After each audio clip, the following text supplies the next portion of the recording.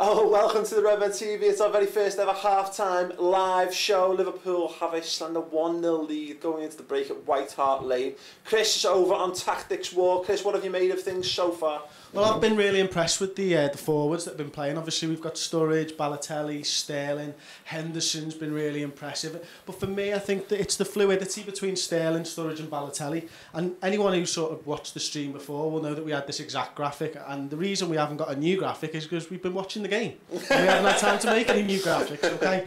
But I think that the fluidity, as I say, between Sturridge, Balotelli and this man, Raheem Sterling, was absolutely brilliant.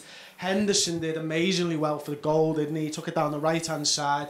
Balotelli drew the centre-back and the right-back, and Sterling just slotted in behind and obviously got the first goal of the game. Hopefully we'll get a few more. One thing that I think we've got to worry about, though, is the partnership at the back between Lovren and Sakho. I think Sakho particularly, a player that I really like and consider a very, very good passer of the ball.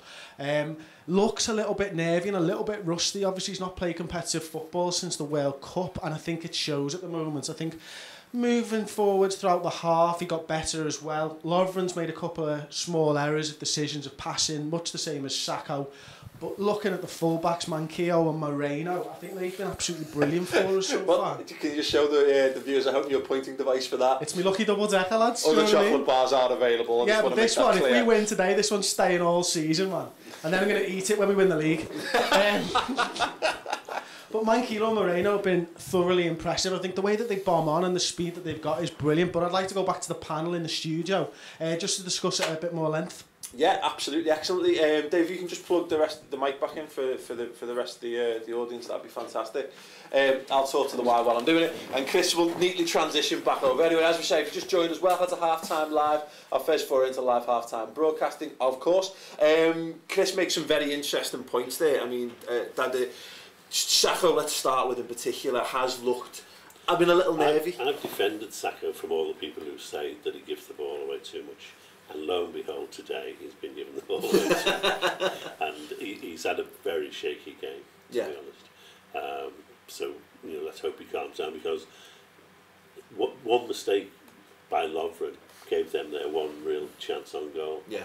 Self-inflicted, that would have been if they'd scored. Yeah. Because otherwise we've just controlled the game and it's been superb. So cut out the mistakes. Well, that's it. I think the main chance, the Mignolet save, was fantastic from the chance you're talking about, but that was sort of 3-4 minutes of pressure from Lovren losing the ball, wasn't it? Yeah, so even though he won the tackle to get the ball back, the ball stayed in play and they kept possession and kept us under pressure. I feel as though sometimes our defenders, when we've not got the ball, can be far too urgent.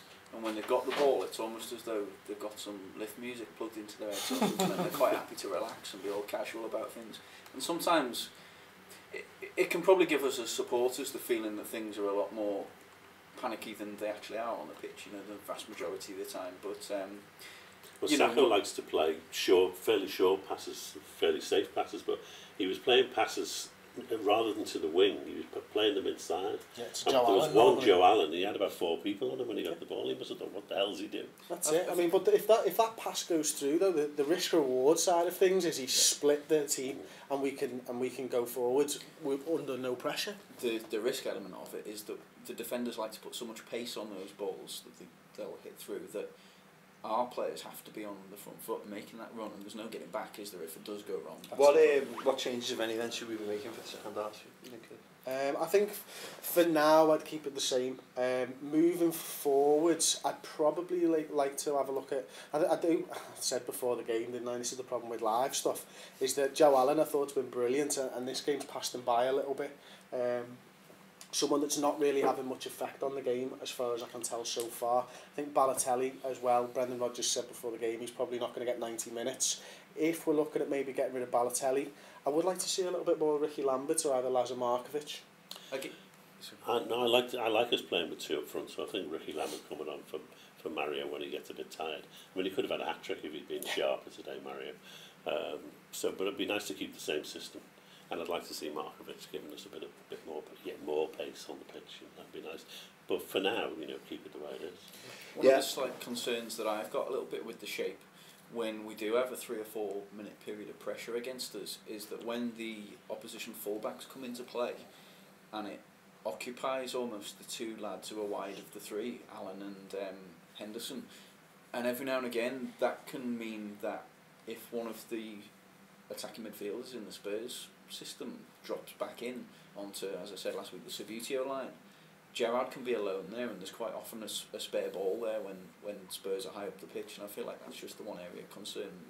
We need to make we've had periods in the game where the forwards have been getting back well, but we just need to make sure we cut off those options when they really do build. Well, I think when we haven't had the ball, quite often we've been dropping into two banks of four, haven't we? Quite well, and either Sturridge or Balotelli will be dropping back into that formation and sort of leaving it as Sterling and one or the other forwards up top. And I don't know, I think we've looked all right in that situation, but as you say, there's clear holes in it that they can exploit. Yeah, I just want to stop there 2 seconds there. Thanks very much if you're watching the show. Do let us know where you're watching the show as well in the comments, or by tweeting us at the Redmen TV. We want to know any of your thoughts. How can Liverpool Liverpool improve anything? What should they change, if anything, for the second half? Let's quickly go over to the Twitter then, at Johnny Johnny Woo X. If Gerrard finds his passing boots and Balotelli finds the net, will be all right. Centre backs look shaky, but hopefully be better. Passing boots. Passing boots, yeah. Steve O'Freeman says Lovren, Gerrard and Sacco having poor games. I don't think Gerrard's having a poor game as such. I've got another one here. Lou_dog19. Did Stevie look a tad off tempo?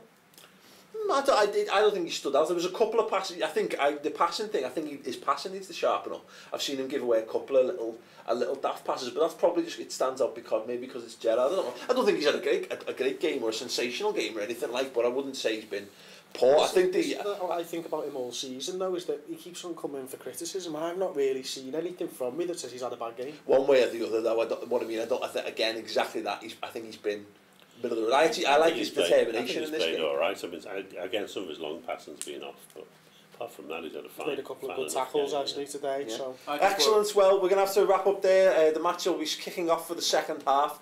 Thank you very much for watching the very first ever half-time live show. Keep your thoughts coming in by tweeting us at the Redmen TV. Hopefully this time around was a little bit better. Do go on to the redmentv.com tomorrow where we'll be discussing this match in a full detail, the final word show. It's free for a month to check it out, so make sure that you do just that. Anyway, thanks very much, gents, for joining us. Enjoyed it. Let's hope we can go and enjoy the rest of the match. Cheers.